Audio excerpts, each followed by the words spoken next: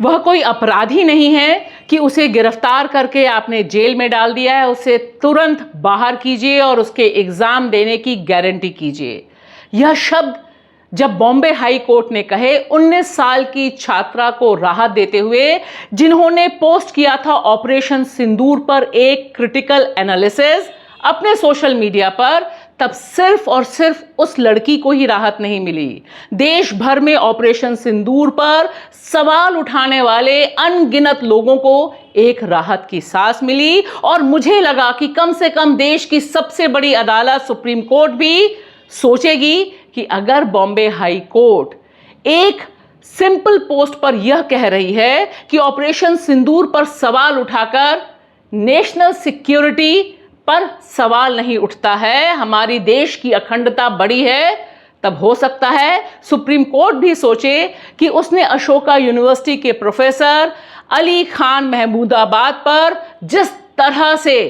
तंज किए और जिस तरह से सख्त कार्रवाई की है, क्या उस पर वह पुनर्विचार करेगी। यहां बॉम्बे हाई कोर्ट ने राहत दी 19 साल की पुणे में पढ़ने वाली एक ऐसी लड़की को जिसके खिलाफ 9 मई को एफआईआर होती है, 9 मई को ही उसे रेस्टिकेट कर दिया जाता है और 9 मई को ही गिरफ्तारी हो जाती है। इस पर बड़ा सवाल उठाया और महाराष्ट्र की डबल इंजन की बीजेपी सरकार को फटकार लगाते हुए कहा कि ये क्या राज कर रहे हैं आप। यहां पर आप एक छात्र को अपराधी की तरह ट्रीट कर रहे हैं, और जब अदालत में सरकारी वकील ने कहा कि ठीक है हम उसे एग्जाम दिला देंगे, पुलिस एस्कॉर्ट करके ले जाएगी, उस पर भी फटकार लगाई बॉम्बे हाई कोर्ट ने और कहा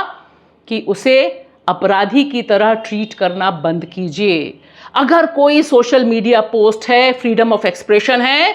तब